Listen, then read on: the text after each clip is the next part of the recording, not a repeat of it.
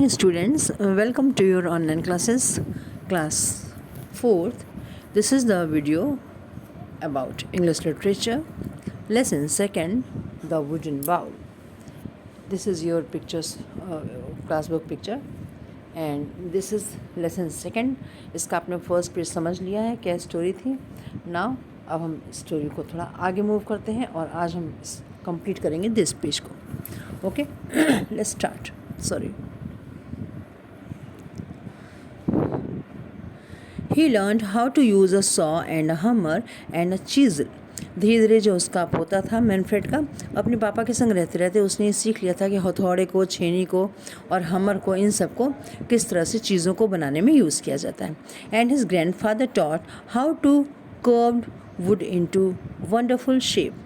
और उसने अपने ग्रैंडफादर से ये सीख लिया था किस तरह से लकड़ी को एक गोलाकार या कर्व का शेप दिया जाता है. इट मीन्स वो बचपन से ही जो बढ़ई के काम होते हैं उनमें जो खूबसूरती की चीज़ें होती हैं बनाना होता है, वो बचपन से ही एज अ जो है ख़ानदानी आदतों की तरह वो उसको सीखा जा रहा था.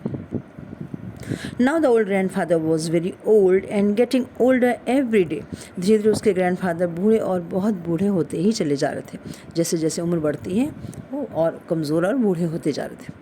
He was not very strong. अब वो बहुत ताकतवर नहीं रहे. His eyes were dim. उनकी आंखें कमज़ोर हो रही थी. And he could not see well. और अब वो ठीक से देख भी नहीं सकते थे. Sometimes his hands shook. कभी कभी अब उनके हाथ धीरे धीरे कांपना शुरू हो गए थे. And sometimes he sat in a chair and nodded off to sleep. और जैसे ही वो चेयर पे बैठते थे जल्दी ही वो जल्दी ही वो सो जाते थे, यानी थकान सी होती थी. अब उनके में एनर्जी या स्ट्रांगनेस कम हो गई थी. He was always sleeping. वो हमेशा सोते ही रहते थे.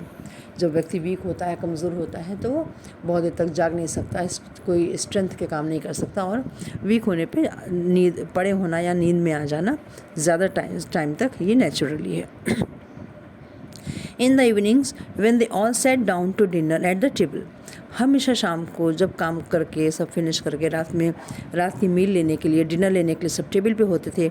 Manfred and Tikla used to get angry with the old grandfather. हमेशा ही मैनफ्रेड यानी उस बच्चे के जो पिताजी थे वो, मम्मी यानी बेटा और बहू थे, वो हमेशा ही उस ग्रैंडफादर पर नाराज़ हुआ करते थे. He was slow and clumsy. वो बहुत धीरे हो गए थे और उनके हर काम बहुत स्लोली चलते थे. Sometimes he broke a glass. अक्सर उनके हाथों से, क्योंकि उनका हाथ कांपता था, तो उनके हाथों से ग्लास नीचे छूट जाता था और वो टूट जाता था. Sometimes he dropped a spoon and something to spill soup on his shirt and trousers. कभी कभी उनके हाथों से जो खाना खाते समय जो स्पून उठाते थे वो भी छूट जाता था और वो उनके शर्ट पे या उनके पैंट पे गिर जाता था. He was an old man after all. और ये नेचुरल था, स्वाभाविक था, क्योंकि वो एक ओल्ड मैन थे, उनसे ऐसा हो जाता था. आगे स्टोरी को कंटिन्यू कीजिए. One day during the evening meal.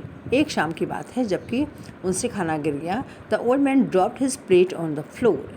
एक दिन खाना खाते समय उस ओल्ड मैन से अपने खाने की जो प्लेट थी, थाली थी, वो फ्लोर पे ज़मीन पे गिर गई. क्रैश. और वो चटक के टूट गई. It smashed into 100 tiny piece. और उसके बाद वो 100 पीसेस में, छोटे छोटे सैकड़ों टुकड़ों में वो टूट के बिखर गया. And the food fail all over the place. और खाना भी छिटक के चारों तरफ फैल गया. Thekla and Manfred began to clean up the floor, but how angry they were. ठेकला ने और मैनफ्रेड ने उसको सफाई तो की, लेकिन बहुत ज़्यादा गुस्सा थे. उनको लगा कि उनका काम बढ़ गया, उन्हें इतना सारा काम करना पड़ रहा है. After that accident they bought him a cheap wooden bowl from the market and gave him his dinner in that. उसके बाद वो लोग शाम को गए और वहाँ से उन्होंने एक सस्ता सा लकड़ी का बाउल लेकर के उनके लिए मार्केट से लेकर के आए, ताकि अब वो उसमें डिनर खाएं. उनको ऐसा लगता था कि अब ये लकड़ी का जो बाउल है, अगर ये गिरेगा तो कम से कम टूटेगा नहीं. They made the old man sit by himself in the corner of the room to eat his food. और उन्होंने डिसाइड किया कि अब ये टेबल पर बैठकर नहीं, बल्कि कमरे एक के कोने में ज़मीन पर बैठ कर के खाना खाएंगे, ताकि खाना गिरेगा भी नहीं और प्लेट टूटेगी नहीं. The old man was sad but what could he do. अब ओल्ड मैन को बुरा लग रहा था इस तरह से खाने में, लेकिन अब वो क्या कर सकता था. He kept quiet and did not complain. वो चुप रहे और उन्होंने कोई भी शिकायत नहीं की. One evening not long afterward, Thekla and Manfred has finished work for the day and we are going getting the evening meal prepared. एक शाम की बात है जब थेकला और मैनफ्रेड ने अपना अपना काम कर लिया और करने के बाद थेकला अपने मील को यानी खाने को प्रिपेयर करने के लिए गई। When the meal was ready, जब खाना रेडी हो गया, when the meal was ready, जब खाना रेडी हो गया था, दे कॉल्ड फॉर विलहेम, उन्होंने विलहेम को पुकारा। They looked in his room but he was not there, उन्होंने उसके कमरे में भी देखा लेकिन विलहेम वहाँ पर भी नहीं था। वे कुड द बॉय बी, ये लड़का कहाँ हो सकता है, आज थेकला, थेकला ने पूछा।